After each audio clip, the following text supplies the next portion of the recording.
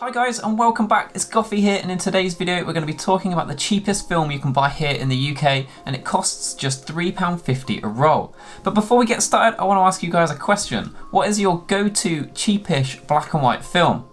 Let me guess, it's probably Ilford, it's probably HP5 or FP4 depending on whether you're going to shoot 100 or 400 ISO. And that's how I feel as well. Ilford really is my sort of black and white default. It's cheap and it gives great results. What more could you want? And it's for this reason that I've never really given Kentmere films a go. Why would you risk that little bit of money saving for a film you just don't know?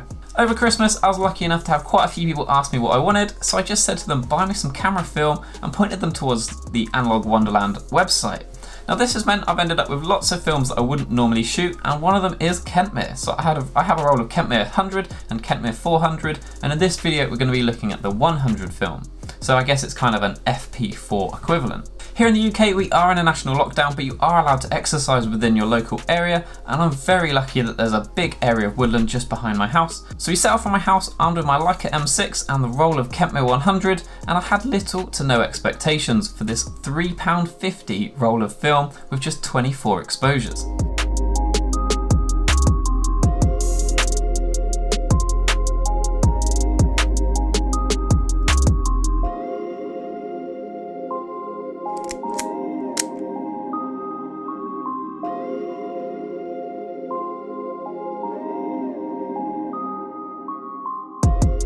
As you can see, it was a pretty overcast day, and because it was overcast and was only shooting a film at 100 ISO, I decided I needed a lens that let in quite a bit of light, so I opted for this.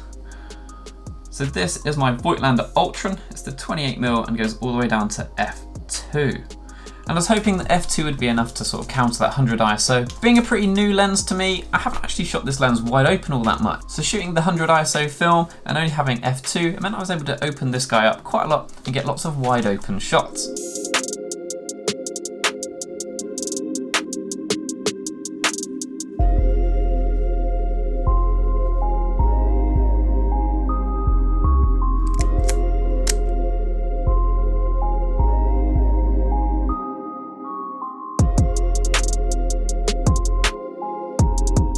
Now this roll of film did only have 24 exposures on it, and I've never really shot a 24 frame roll before.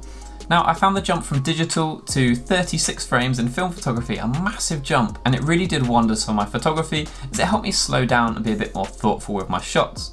I've then found going to medium format, where you get typically sort of 10 or 12 shots from a roll, maybe slightly too limiting. So I actually really enjoyed shooting 24 frames, and I think there's kind of like a bit of a sweet spot between being really thoughtful and sort of particular about your shots and not feeling too limited by having only a few frames to shoot. Now the big downside though of shooting 24 frames, if you don't develop yourself and you're sending film away to get it developed, it costs the same regardless. You pay for a roll, so it doesn't matter if it's 24 or 36 frames, you're paying the same amount. So if you're not doing home developing, you might feel a little bit ripped off here, and it's often more cost effective to shoot 36 roll film than it is to shoot 24.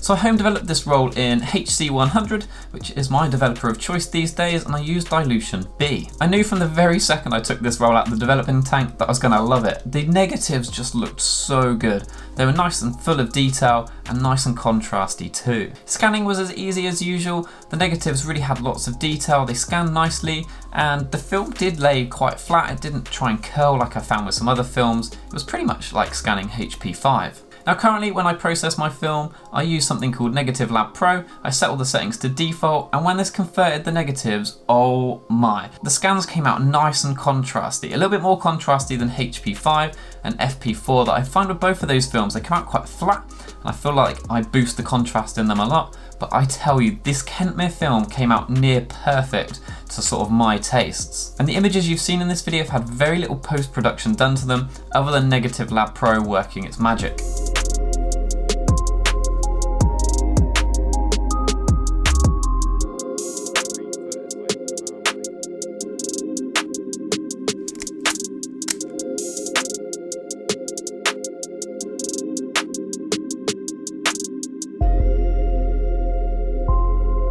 So if you're curious, this is what the negatives actually look like. I don't know if you can see, but they're actually so full of detail. You can see how flat the film is. It's literally wanting to stay flat. That made scanning an absolute pleasure.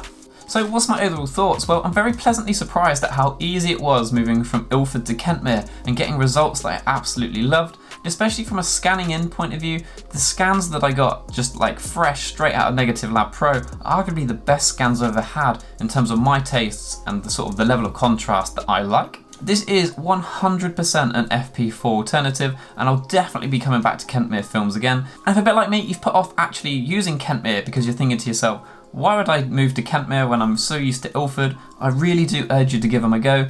I'm definitely going to be using Kentmere films an awful lot more. I've got a roll of Kentmere 400 that I'll be testing out very soon. But from a 100 ISO point of view, I will definitely be using Kentmere as an alternative to FP4. I do think they both have their own sort of look and feel, so in scenarios where I do want that a little bit less contrast, maybe a little bit finer grain, I'll probably stick to shooting FP4, but where I want that sort of like contrasty look, maybe ever so slightly more grain, I'll definitely be picking up more Kentmere.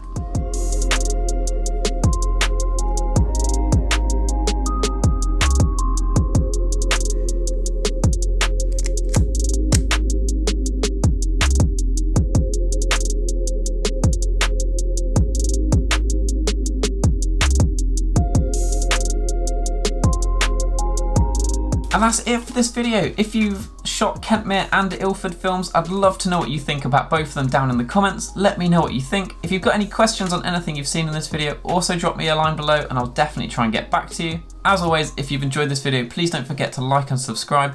If you've enjoyed the images too, please follow me along on Instagram. I'd love for you to follow me there too. But guys, as ever, thank you for watching and I'll see you in the next one. Cheers!